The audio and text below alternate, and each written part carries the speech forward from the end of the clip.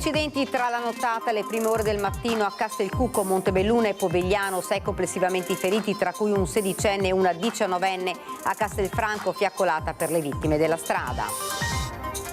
Preso a pugni parroco durante il catechismo, sindaca nuovamente presa di mira, petardo nella sua abitazione a Ponte di Piave, cresce la paura. Mattinata dedicata a Matteo Vendramini a Conegliano. Si è fatto il punto delle ricerche del 31enne scomparso il 7 ottobre scorso e visto per l'ultima volta a Rua di Feletto. Ristabilito un clima sereno, si prosegue in modo unitario. Questo è l'esito del faccia a faccia tra il sindaco di Treviso Conte e il coordinatore regionale di Fratelli d'Italia De Carlo dopo la crisi di maggioranza. Il ministro della Giustizia Nordio a Treviso interviene sul tema della sicurezza in città, rilanciato proprio da Fratelli d'Italia, e stempera il clima rovente. La situazione non va sottovalutata, ma non siamo nel Far West. Ultimo sabato di campagna elettorale per i candidati alle regionali di domenica prossima. Stefani lancia Generazione Veneto, Manildo incontra gli studenti universitari. Primo giorno di apertura al pubblico della mostra di Marco Goldin da Picasso a Van Gogh, visitata già da 1200 persone provenienti da tutta Italia. Buonasera, ben ritrovati. Lo avete sentito in primo piano, la cronaca. 2 gravi incidenti sono accaduti a poche ore di distanza tra Castelcucco e Montebelluna. Nei 2 casi sono rimasti feriti 5 giovani, 3 in condizioni gravi. Dalla notte all'alba, sabato drammatico sulle strade della Marca. Poco dopo l'1 in via Vallorgana a Castelcucco, una Volkswagen Polo con 3 giovani a bordo è finita fuori strada andando a schiantarsi contro un muro di contenimento. Alla guida c'era un 25enne di Asolo, accanto a lui un ragazzo di 16 anni sbalzato fuori dall'abitacolo a causa della violenza dell'impatto. Entrambi sono stati soccorsi dal SUEM 118 e trasportati d'urgenza all'ospedale Cafoncello di Treviso, dove si trovano ricoverati in prognosi riservata. I ragazzi scendevano da Possagno in direzione Castelcucco e purtroppo forse gli è sfuggito il controllo della macchina stessa, tanto da invadere la corsia opposta e andarsi a schiantare contro, il muro di contenimento della collina. Fortuna vuole, tra virgolette, anche che non vi sia arrivato qualcuno in senso contrario, altrimenti la cosa potrebbe avere avuto dei connotati ancora più gravi. Meno gravi le condizioni del terzo passeggero, un 20enne seduto sul sedile posteriore. Inizialmente portato al pronto soccorso di Montebelluna, è stato poi trasferito a Treviso per ulteriori accertamenti ortopedici. Sul posto sono intervenuti anche i vigili del fuoco e i carabinieri, che stanno ricostruendo la dinamica dell'incidente. Tra le ipotesi al vaglio, l'alta velocità e un possibile malore del conducente. La strada è nota per la sua pericolosità. Quello che voglio consigliare a ognuno che vi transita è il fatto di assolutamente pensare di transitarvi nei dovuti modi con una velocità che sia adeguata. La mattina è stata segnata da un altro grave sinistro. Alle 7:20 lungo la Feltrina, all'altezza di Biadene di Montebelluna, 2 auto si sono scontrate frontalmente. Uno dei veicoli è finito in un fossato a bordo strada. A riportare le conseguenze più serie è stata una ragazza di 19 anni, trasportata in elicottero al Cafoncello in condizioni gravi. Ferito in maniera più lieve il conducente dell'altra auto, un 25enne, accompagnato in ambulanza all'ospedale di Montebelluna. Ho sentito una grande botta questa mattina. Siamo usciti, c'era già tante persone che aiutavano. I soccorsi sono venuti molto veloci. Spero che le persone, queste 2 persone coinvolte, si rimettano presto. Per i rilievi è intervenuta la polizia locale, mentre i vigili del fuoco hanno messo in sicurezza l'area. Secondo i residenti, in questo tratto di strada gli automobilisti schiacciano troppo sull'acceleratore. In questa strada corrono troppo veloci. Che provvedano, può essere anche messo un solo autovelox. Esce di strada in via Capitello alle 4 del mattino, sfonda recinzioni il muro di una casa, solo un trauma cranico per un 36enne residente nel Trevigiano, ma danni ingenti all'abitazione.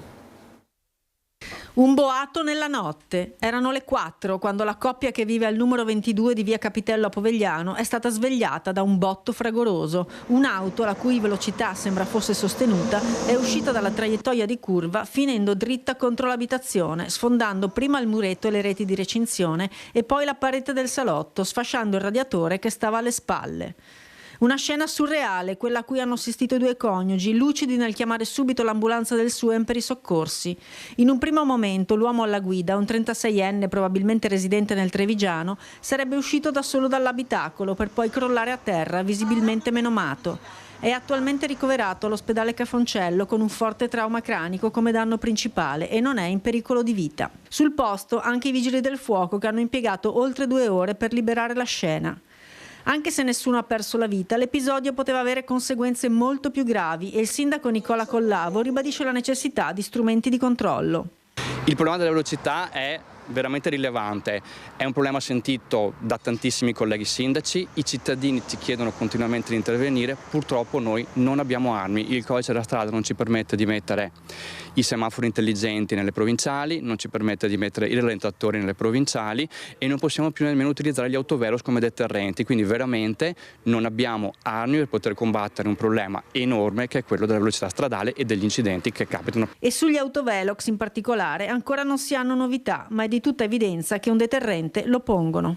Non capiamo se è un problema burocratico o tecnico, sicuramente avremo grande bisogno di averli, non per fare cassa come dice qualcuno, ma veramente per poter utilizzarli come deterrente e imporre alla gente di rispettare i limiti.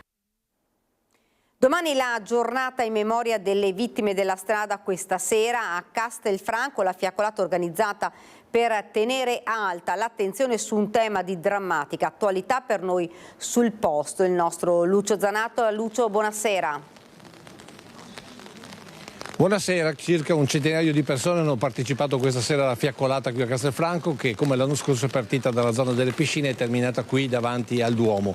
Importante questo momento per ricordare chi non c'è più ma soprattutto per sensibilizzare le persone proprio ad una maggiore attenzione lungo le strade. Sono con Paola Roma che è l'anima Paola Conte, che è la presidente dell'associazione che gestisce, che crea questo momento.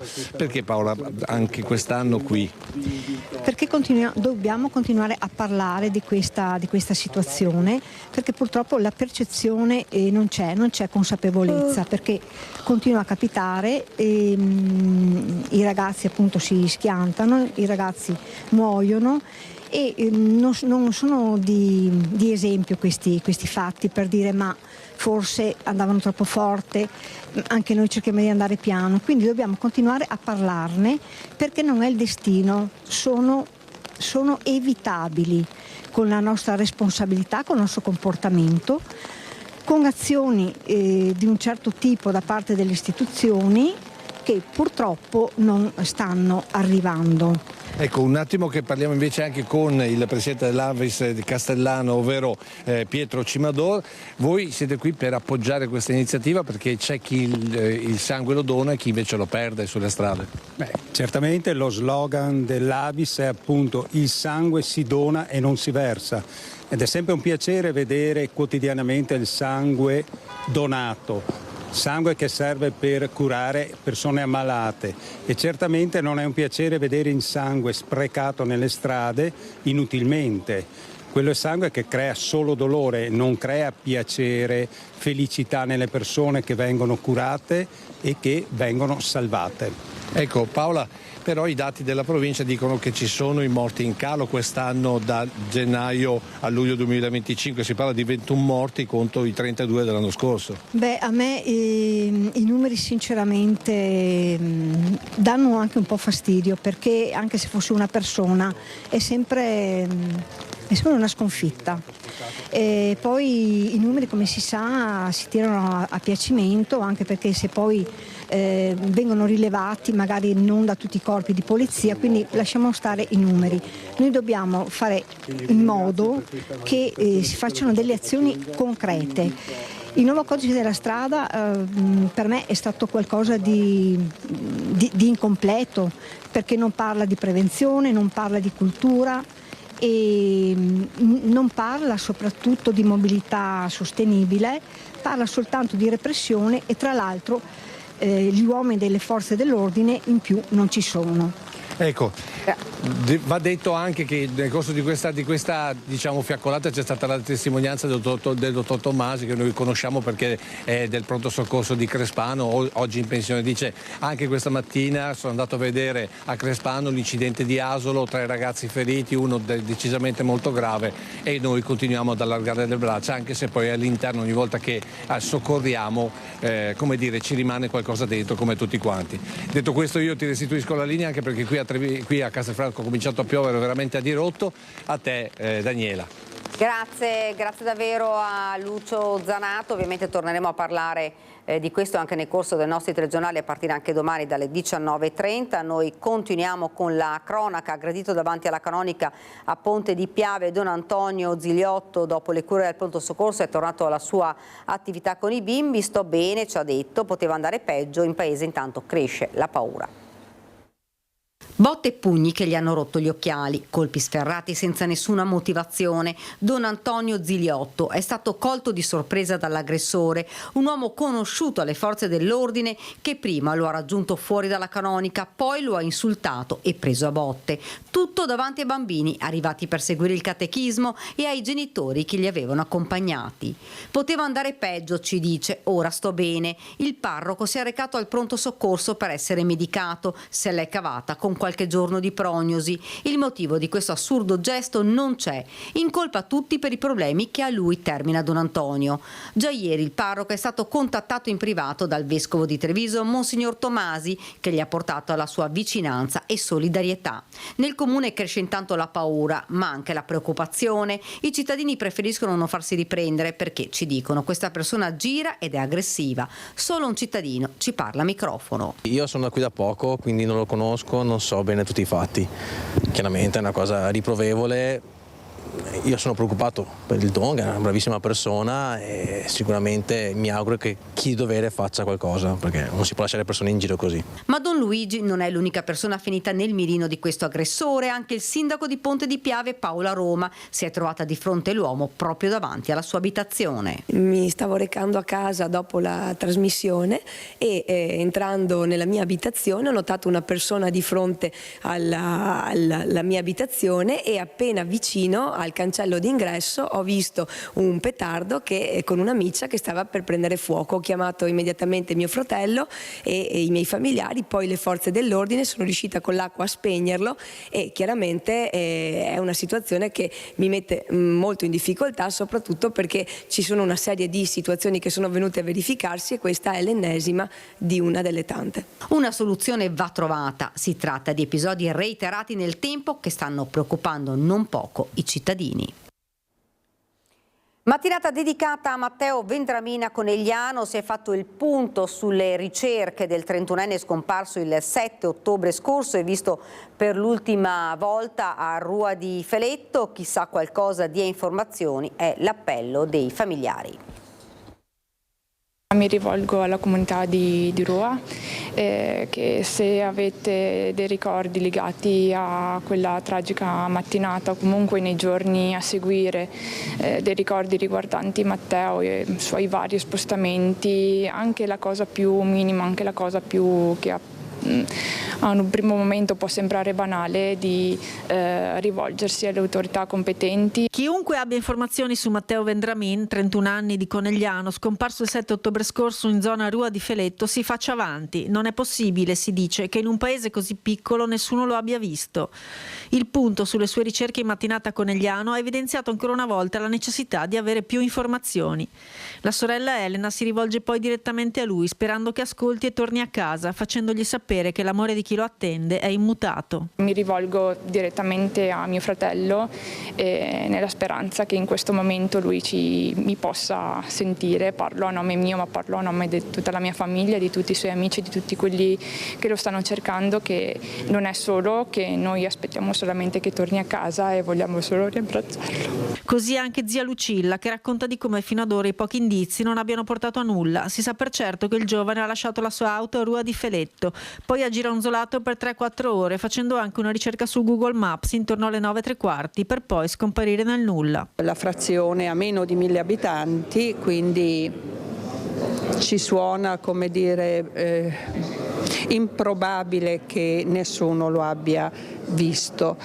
Un territorio boschivo, un laghetto nelle vicinanze, molte le zone per ora perlustrate senza esito. Il nostro timore, la nostra preoccupazione, l'angoscia, lo sgomento è proprio che gli sia successo qualche cosa. Una scomparsa la sua che lascia un vuoto enorme nella famiglia e negli amici che stanno sostenendo con ogni mezzo le ricerche. Dare una direzione alle indagini, ma soprattutto, chissà, può rivolgersi anche all'associazione Penelope, che funge da tramite con la famiglia, purché le segnalazioni siano fatte in modo corretto. Sono zia Luci, Matteo, torna, ti prego, torna. Vogliamo tenerti per mano, qualsiasi sia il motivo per cui, sempre che tu abbia voluto allontanarti, sappi che noi ti aspettiamo e vogliamo tenerti per mano tutti. Hai degli amici meravigliosi che non si danno pace. Continuiamo con la cronaca. Controlli straordinari della polizia a Conegliano, nel mirino lo spaccio di stupefacenti. Denunciato un ragazzo con in camera una serra di marijuana, mentre un trentenne trovato con la cocaina in auto si è visto sequestrare le armi che custodiva a casa. Controlli potenziati dal questore di Treviso Alessandra Simone nel territorio di Conegliano, dove gli agenti del commissariato si sono concentrati in particolare sul contrasto allo spaccio di stupefacenti. In pieno centro, via 20 settembre, un giovane che tentava di nascondere il borsello dietro la schiena è stato fermato e perquisito. Addosso diverse dosi di hashish e 150 euro in contanti. In casa, nella sua camera da letto, una serra portatile completa di tutto l'occorrente per la coltivazione della marijuana. Sequestrati anche i 22 grammi di stupefacenti, varie confezioni di semi di cannabis, 20 grammi di hashish e il necessario per confezionare le dosi. Il ragazzo è stato denunciato. Aveva con sé dello stupefacente anche un 31enne di Pieve di Soligo, fermato in auto con 2 cittadini dominicani in via Crevada dopo una serie di sorpassi azzardati. In tasca una bustina di cocaina, altri 6 grammi sotto i tappetini dell'auto insieme a 700 euro. Al giovane sono state inoltre sequestrate numerose armi corte e lunghe che deteneva regolarmente, ma che erano state in parte modificate con dei silenziatori. Teneva inoltre in casa 300 cartucce, oltre a quelle consentite per legge per la pistola, mentre la licenza di porto di fucile gli è stata revocata.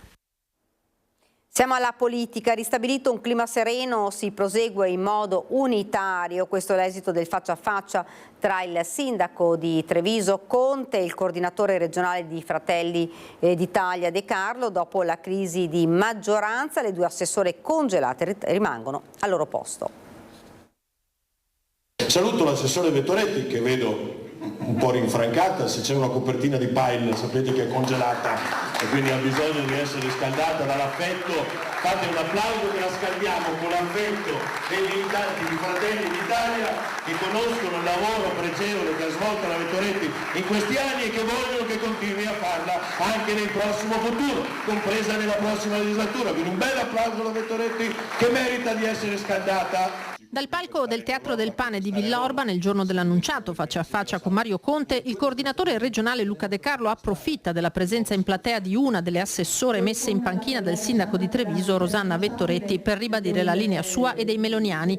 Lei e Gloria Sernagiotto non si toccano né ora né in futuro e il commissario provinciale Emanuele Loperfido lo ribadisce. Questa giunta sicuramente ha degli elementi che possono essere approfonditi, ma è una giunta che noi non abbiamo messo assolutamente in discussione e quindi i nostri assessori godono della nostra piena fiducia, come gode della piena fiducia la maggioranza di centrodestra a Treviso. Pieno appoggio all'amministrazione di Conte, quindi, con cui però l'avvocato Fabio Crea, da esponente del partito, si è scagliato più volte. Loperfido non cerca giri di parole e va dritto al punto. Il nostro partito è un partito ben organizzato che vede un presidente nazionale, un coordinamento regionale, in questo caso un commissario provinciale, eventualmente eventuali presidenti di circoli, sono questi che possono parlare per conto del partito. Fin qui la mattinata. Nel pomeriggio l'incontro Conte-De Carlo, riassunto in una breve nota congiunta in cui si parla da entrambe le parti di dialogo utile e costruttivo e di clima sereno ristabilito. Crisi rientrata dunque e nessuna epurazione. Si prosegue in modo unitario, così si legge, il percorso politico e amministrativo. Abbiamo condiviso la volontà di proseguire insieme con un impegno concreto a rafforzare il dialogo. Stabiliremo un filo diretto perché spesso una telefonata in più previene incomprensioni e consolida la collaborazione, dicono sindaco e coordinatore regionale. La coalizione, col contributo degli assessori Gloria Sernagiotto e Rosanna Vettoretti, continua a lavorare con correttezza e spirito costruttivo. La priorità resta il programma di mandato, il bene dei cittadini e la crescita della città di Treviso, che è il vero risultato a cui ambiamo. Il ministro della Giustizia Carlo Nordio stamane a Treviso ad un evento elettorale a Ponte San Martino interviene sul tema della sicurezza in città dopo gli attacchi di esponenti di Fratelli d'Italia al sindaco Conte. Nordio stempera il clima rovente, ogni momento storico ha le sue difficoltà, qui negli anni '80 c'erano i sequestri di persona, i bombaroli, ora ci sono le baby gang, la situazione non va sottovalutata ma non siamo nel Far West. Le zone calde qui cambiano, sono molto volatili, perché per esempio nella piazza dove sono nato io, a Santa Maria dei Battuti, fino a qualche anno fa si radunavano queste cosiddette baby gang, poi si sono spostate, sono andate via Zorzetto, poi si spostano in via Roma, ma è un fenomeno che riguarda tutti. L'altro ieri ero a colloquio con il mio omologo, il ministro danese, che anche presiede le sessioni a Bruxelles, hanno lo stesso identico problema soprattutto con gli immigrati di seconda generazione. Dopo una settimana rovente, con la crisi di maggioranza in comune a Treviso, con Lega e Fratelli d'Italia ai ferri corti sulla questione sicurezza in città, è il ministro della Giustizia Carlo Nordio a gettare acqua sul fuoco, ad innescare la polemica che ha messo alle strette le due forze di maggioranza a Palazzo dei 300, prima l'attacco di Fabio Crea al sindaco, poi la mancata presa di distanza dei meloniani dall'avvocato esponente di spicco del partito in città. Ora a mettere dei paletti, senza citarlo esplicitamente, è il ministro Nordio che, rimarcando il suo attaccamento a Treviso, ricorda tempi peggiori, quando negli anni '80 era giudice istruttore a Venezia ed indagava sulle BR dopo gli omicidi di Sergio Gori, Alfredo Albanese e Giuseppe Taliercio. Le Brigate Rosse avevano due covi, uno vicino alla stazione e uno vicino a Torri da Spring, in via Inferiore. Quindi non è poi che le cose siano tanto peggiorate, è che ogni momento storico ha le sue difficoltà e poi le supereremo come le stiamo superando, ma senza drammi. Poi ci fu l'incubo dei sequestri di persona, da Marina Monti a Sergio Mosole. Fenomeni criminali seguono un po' lo zeitgeist, lo spirito del tempo. Una volta, ripeto, c'era il terrorismo, c'erano i sequestri di persona, c'era i bombaroli, e adesso ci sono questi che per fortuna sono molto meno pericolosi, non devono mica essere sottovalutati, però neanche enfatizzati al punto da pensare che viviamo nel Far West. Elezioni regionali, il candidato del centro-sinistra Giovanni Manildo presenta da Mestre le priorità del suo programma elettorale a pochi giorni dall'apertura delle urne. Mestre è centrale, fondamentale, deve avere un ruolo di sviluppo del nostro Veneto, anche dobbiamo pensare a come valorizzare le infrastrutture, il porto, le aree industriali che si possono riqualificare, magari attirando qualche grande azienda che possa fare da hub. A una settimana dal voto, Giovanni Manildo, candidato del centro-sinistra alla presidenza del Veneto, sceglie Mestre come palcoscenico per rilanciare il suo programma elettorale, percorso che prosegue con i ragazzi di Futura e di altre realtà studentesche universitarie. Insieme hanno stilato i 5 punti del manifesto programmatico, tra cui la casa per poter vivere la nostra regione e la nostra città in maniera giusta e adeguata, ma anche le nuove solitudini, per esempio delle fasce più vulnerabili, degli anziani, che devono comunque avere le opportunità e le garanzie per rimanere nel nostro territorio. Tra priorità infrastrutturali, politiche sociali e attenzione alle esigenze dei cittadini, Manildo punta a far sentire la sua voce negli ultimi giorni di campagna, cercando di consolidare consenso e visibilità in una fase decisiva per le elezioni regionali. Un'altra cosa che dobbiamo dire è che la Regione ha lasciato un 30% di immobili di proprietà pubblica sfitti, inagibili. È fondamentale ripartire con politiche serie di riqualificazione che ricreino sviluppo, rigenerazione urbana, quindi ha proprio particolarmente senso partire da Mestre con la voglia di ricostruire il futuro unendo tutte le forze vive della nostra società. È una bellissima avventura, una campagna elettorale che ha voglia di ridare fiducia ai veneti, di stimolare la partecipazione, insieme a creare futuro, avere una visione per un Veneto che ha bisogno di pensare più a lungo termine, ha bisogno di pensare in prospettiva, e mi fa molto piacere essere qui insieme a dei giovani che sono i protagonisti della nostra campagna elettorale. Alla vigilia del suo 33esimo compleanno e ad una settimana dal voto, il candidato del centro-destra alle regionali Alberto Stefani questa mattina in fiera a Padova ha incontrato 300 giovani per lanciare la piattaforma Generazione Veneto. Abbiamo dimostrato e stiamo dimostrando che c'è una gioventù che ha voglia di guardare avanti, che non ha parlato di slogan, non ha parlato di questioni puramente politiche, ha parlato di questioni concrete. Un modello che vuole lanciare e portare avanti in caso di vittoria soluzioni concrete ai problemi e alle difficoltà che i giovani incontrano ogni giorno. Davanti a 300 under 35 arrivati in fiera a Padova, il candidato del centrodestra alle regionali lancia Generazione Veneto, un incontro che vuole trasformarsi in un incubatore di idee. Stefani si rivolge alla classe dirigente del futuro, alla Gen Z, a lui che, se verrà eletto con i suoi 33 anni, sarà il più giovane presidente di regione d'Italia. I temi affrontati vanno dall'inclusione all'ambiente, dalla rigenerazione urbana all'innovazione, arrivando al tema cruciale della casa per i giovani e le giovani coppie.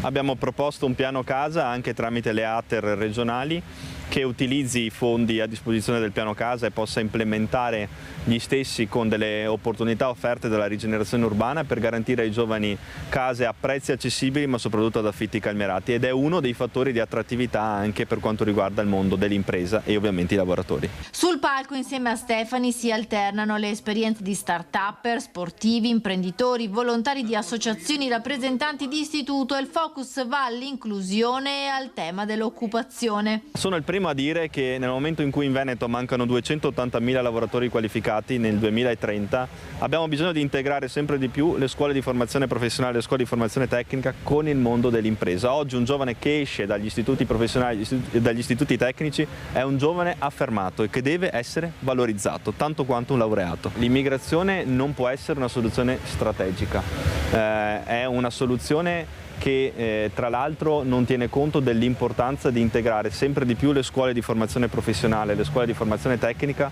con il mondo dell'impresa. Questa è la soluzione strategica per il futuro del nostro territorio. Mentre si appresta ad affrontare l'ultima settimana di campagna elettorale prima del voto, Stefani riporta il dibattito e i temi concreti ai giovani, fa un appello per contrastare l'astensionismo guardando al Veneto del futuro. Credo sia importante andare a votare e sia fondamentale portare la propria voce. Poi ognuno può votare chi vuole, ma è importante esprimere la propria preferenza e dimostrare di essere parte integrante di una società che ha voglia di costruire il futuro e di guardare avanti. Transizione 5.0, martedì l'incontro con le associazioni di impresa sul futuro di Transizione 5.0. Questa mattina a Cairano San Marco ne ha parlato il ministro alle imprese Made in Italy Adolfo Russo. A un certo punto le richieste sono state addirittura superiori, quando sono arrivati a 3 miliardi, il direttore, avendo responsabilità anche nei confronti della Corte dei Conti, ha dovuto cappare la misura, e abbiamo detto alle imprese da subito che ci impegniamo a trovare altre risorse affinché ci sia la possibilità che anche coloro che stanno presentando progetti, il ritmo è di 200 milioni al giorno, siamo già a 3,7 miliardi di euro e cresce ogni giorno sempre più. Quella che era brutta una troccola è diventata un grandissimo cigno che tutti seguono, affinché anche coloro che, presentando i loro progetti, non hanno ancora copertura finanziaria, gli si possono soddisfare. Così il ministro alle imprese dal Made in Italy davanti ad una platea di 500 imprenditori alla Gaber di Carano San Marco, spiegando la corsa per la transizione 5.0 e la necessità di trovare le risorse per le imprese che stanno presentando i progetti. L'impegno al quale sto lavorando con il ministro Giorgetti, ha proseguito Urso, è anche quello di rendere continuativo questo strumento con ulteriori risorse per gli anni successivi. 3 sfide da realizzare in pochi giorni. L'uno, come assicurare copertura anche a coloro che hanno creduto a noi e non a chi propagava fake news, continuando a presentare i loro progetti. Sono tantissimi, migliaia e migliaia, è una misura popolarissima. Secondo, come far partire subito transizione 5.0 nel nuovo anno, in modo che sin dall'inizio dell'anno si possano utilizzare le risorse e programmare gli investimenti. Terzo, come renderlo continuativo nei 2 anni successivi. Ed ora ci fermiamo per un attimo di pubblicità.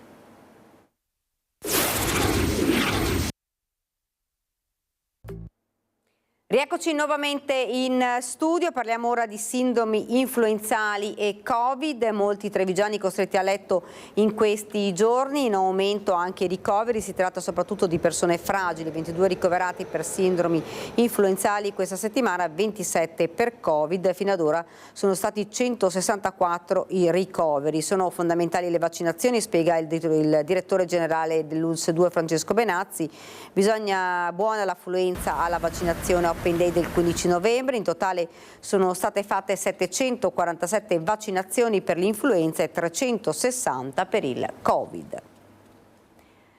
Si rinnova oggi, sabato 15 novembre, la giornata della colletta alimentare, volontari in campo nella Marca per le famiglie bisognose. Bene, grazie, buona giornata. Grazie a lei. Arrivederci. Successo raggiunto anche quest'anno per la giornata nazionale della colletta alimentare, giunta alla sua 29esima edizione promossa dalla Fondazione Banco Alimentare ETS, insieme all'Associazione Veneti Schiacciati dalla Crisi, che ha messo a disposizione numerosi volontari e mezzi. L'iniziativa, che richiama la giornata mondiale dei poveri 2025, indetta da Papa Leone XIV, coinvolge numerosi supermercati della Marca. Ci chiedono comunque e noi diamo indicazioni: zucchero, pasta, quello che diciamo poi troviamo.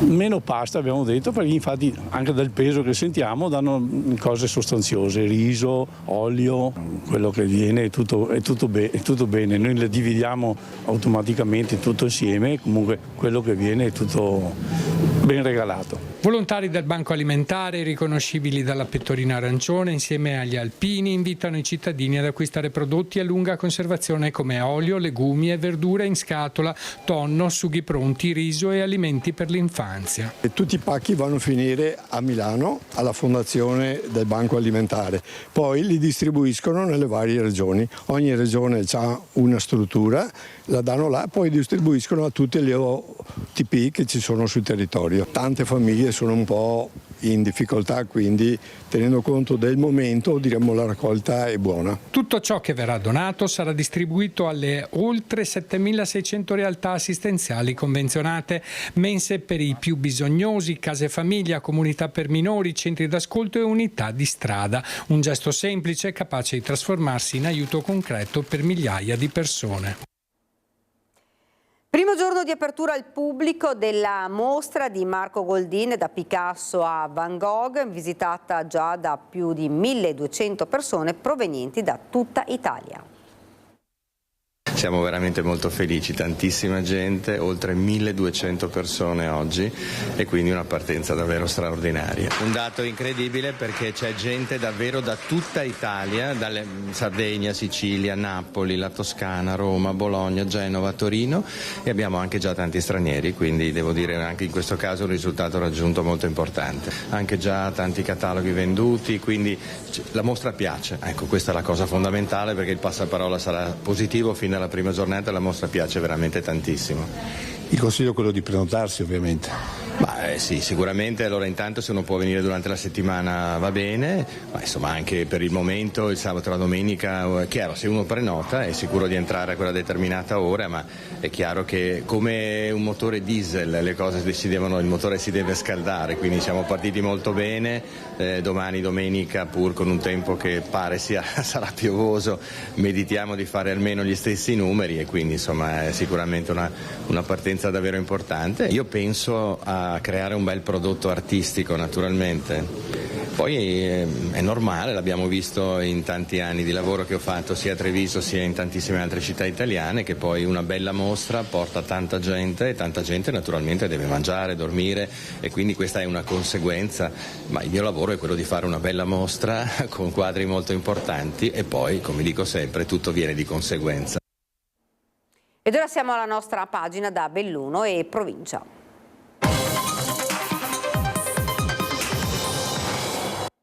La politica in primo piano, continua la sfilata dei VIP della politica nazionale in vista delle prossime elezioni regionali. Ieri sera a Belluno Maurizio Gasparri, capogruppo di Forza Italia al Senato. Infrastrutture e sanità, temi portanti non solo del Partito degli Azzurri ma anche cuore della campagna elettorale veneta di Forza Italia, che a Belluno mette in campo Bortolo Simoni, Lucia D'Aloiso, Roberto Ferro, Irene Gallon. Sono gli ultimi giorni in attesa del voto di domenica e lunedì prossimi e la sfilata dei VIP della politica nazionale non conosce sosta. Nelle scorse ore in città il senatore Maurizio Gasparri. I collegamenti, la sanità hanno patito molto una concentrazione di spese, quindi non ci può essere solo una risposta in banda larga, ci deve essere anche una risposta fisica. Noi abbiamo dedicato molta attenzione ai temi della montagna, abbiamo fatto anche degli appositi incontri per elaborare una politica nazionale e l'infrastruttura è una delle vocazioni di Forza Italia. Un partito in crescita, ha affermato il senatore Gasparri, certo che gli azzurri sapranno riconquistarsi un ruolo d'onore nel prossimo governo veneto.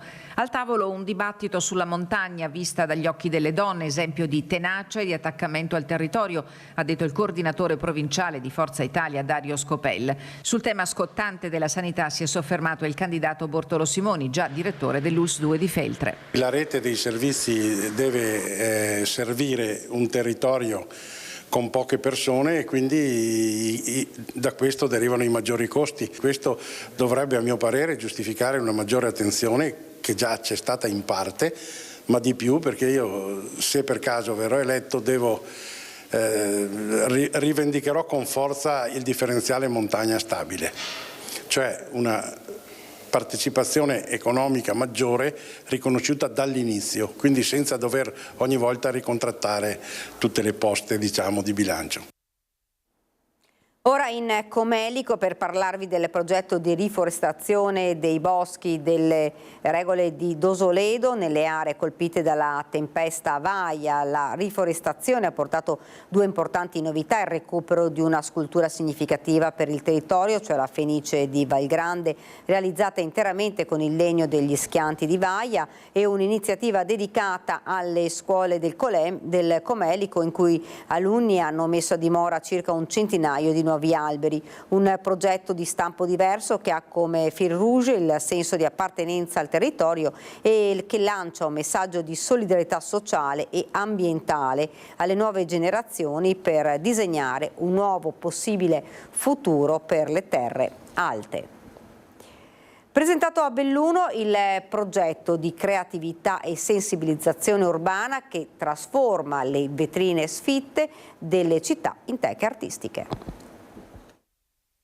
Belluno prova a riscrivere il proprio centro storico con l'arte. In queste ore ha preso vita Città Sospese, un progetto che porta nelle vetrine vuote un nuovo sguardo fatto di immagini, storie e visioni sul mondo. Sono 6 gli artisti coinvolti, con linguaggi che spaziano dall'illustrazione alla fotografia, dal disegno alla performance, diversi per poetiche percorsi uniti da un filo comune, la presenza umana ritratta come specchio delle città che cambiano.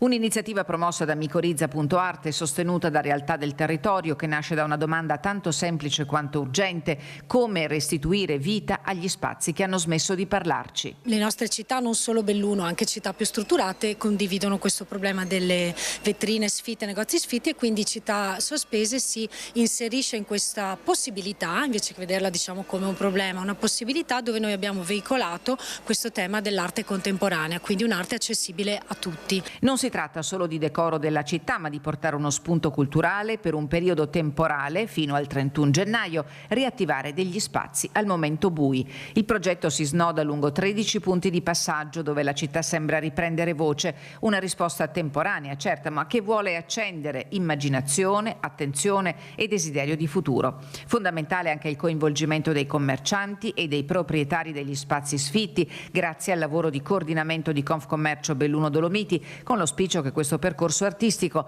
possa trasformarsi in un invito a ripensare l'economia e la vivibilità del centro. Tornare a vivere la città, rimpossessarsi degli spazi vuoti è sicuramente una missione, e questa manifestazione e questo tipo di interesse che nasce dalla volontà appunto di Città Sospese dà questo significato di far capire che il futuro è ridare la possibilità degli immobili sfitti, che abbiano sia affitti oppure vendita, però che possono essere comunque gestiti in maniera diversa. Un progetto che accende luci dove prima c'era silenzio, che invita a camminare, osservare e riscoprire la bellezza dei luoghi quotidiani. Città Sospese non promette soluzioni immediate, ma semina possibilità, e per Belluno oggi è già un inizio.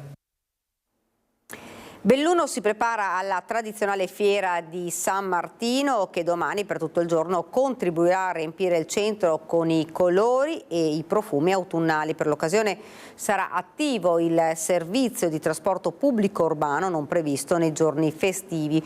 Tornano le navette per assicurare alle migliaia di persone di attese fra le bancarelle di raggiungere agevolmente il centro storico con i mezzi pubblici. Le navette però saranno a pagamento con biglietto urbano. Sarà attivo il servizio festivo straordinario sulle linee blu, lilla e gialla dalle 9:30 alle 19:30. E questa era la nostra ultima notizia. Vi ringrazio davvero per averci seguito e buona serata.